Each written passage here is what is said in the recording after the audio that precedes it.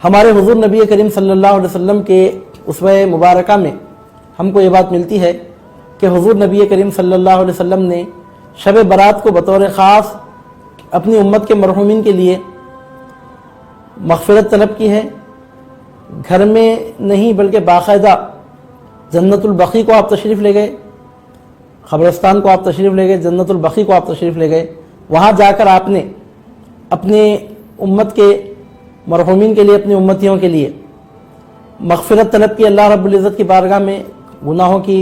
معافی کے لیے دعا مانگی۔ تو حضور نبی کریم صلی اللہ علیہ وسلم کے اسوہ مبارکہ سے بھی یہ بات ثابت ہوتی ہے کہ لیلۃ البرات کو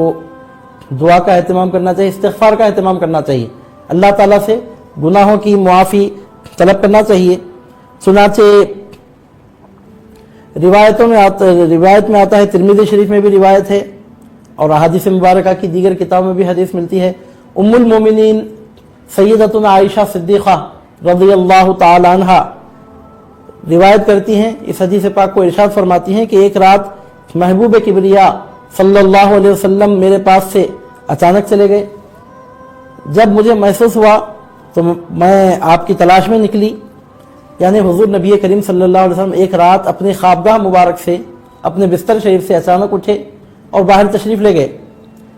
بی بی عائشہ صدیقہ رضی اللہ تعالی عنہ نے جب سرکار پاک صلی اللہ علیہ وسلم کو غیر موجود پایا تو حضور پاک صلی اللہ علیہ وسلم کو ڈھونڈتی ہوئی نکلی۔ فرماتی ہیں کہ میں سرکار صلی اللہ علیہ وسلم کو ڈھونڈتی ہوئی گئی یہاں تک کہ آپ کو جنت البقیع میں موجود پایا۔ بی بی عائشہ فرماتی ہیں کہ میں سرکار صلی اللہ علیہ وسلم کو ڈھونڈتے ہوئے نکلی تو کیا دیکھتی ہوں کہ سرکار صلی اللہ علیہ وسلم جنت البقیع کو تشریف لے گئے ہیں، یعنی وہاں سرکار تشریف لے گئے ہیں۔ تو بی بی عائشہ نے بھی آپ کو ڈھونڈنا چاہا، ڈھونڈتے ہوئے وہ بھی وہاں پہنچی۔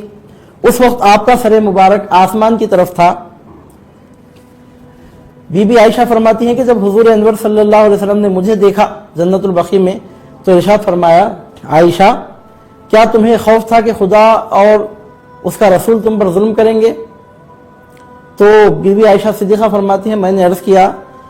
کہ میرا خیال تو یہی تھا کہ شاید آپ کسی دوسری زوجہ کے ہاں تشریف لے گئے ہیں۔ تو تب حضور نبی کریم صلی اللہ علیہ وسلم نے فرمایا، اللہ تعالی 15ویں شعبان کی رات میں لوگوں کی توبہ قبول کرتا ہے اور اس رات میں اس قدر لوگوں کے گناہ معاف فرماتا ہے جن کی تعداد بنی کلب کے قبیلے کی بکریوں سے، قبیلے بنو کلب کی بکریوں سے بھی زیادہ ہوتی ہیں۔ ایک روایت میں قبیلے بنو بکر کی بکریوں کے بالوں سے بھی زیادہ ہوتی ہے، یعنی مطلب ہے کہ بہت بڑی تعداد میں اللہ رب العزت اپنے بندوں کی مغفرت فرماتا ہے۔ اس حدیث شریف کو صاحب مشکات نے بھی نقل کیا، غنیۃ الطالبین میں بھی حدیث ملتی ہے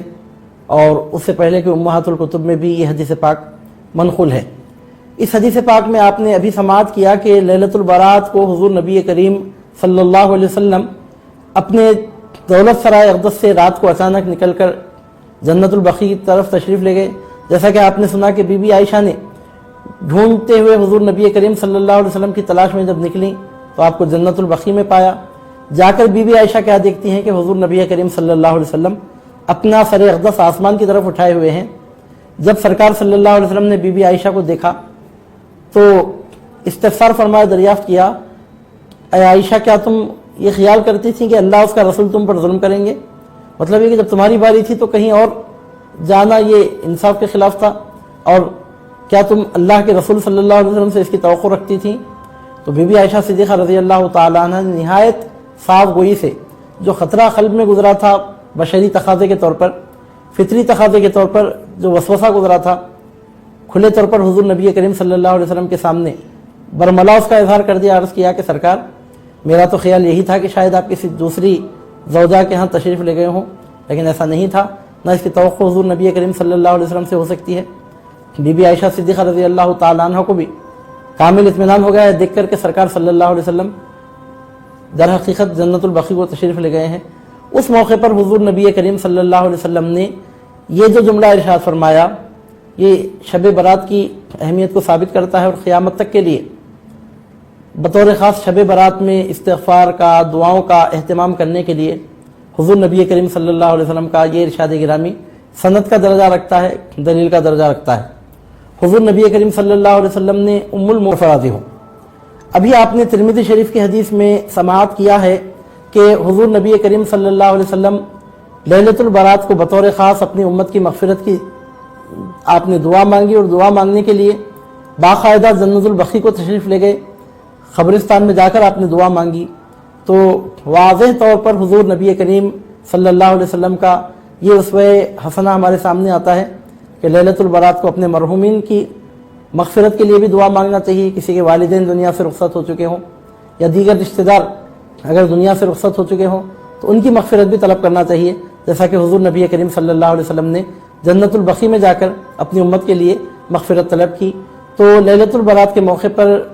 زیارت قبور کے لیے جانا، مرحومین کے لیے دعائے مغفرت طلب کرنا، یہ حضور نبی کریم صلی اللہ علیہ وسلم کی سنت مبارکہ سے ثابت ہے۔ لیلۃ البرات